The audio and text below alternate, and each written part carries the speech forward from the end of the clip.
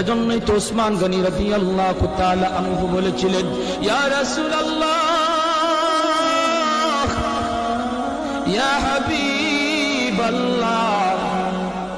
ওগো নবীজি, আমি তো আমার সম্পদ ভালো কাজে ব্যয় করেছি, হালাল পথে কামাইছি।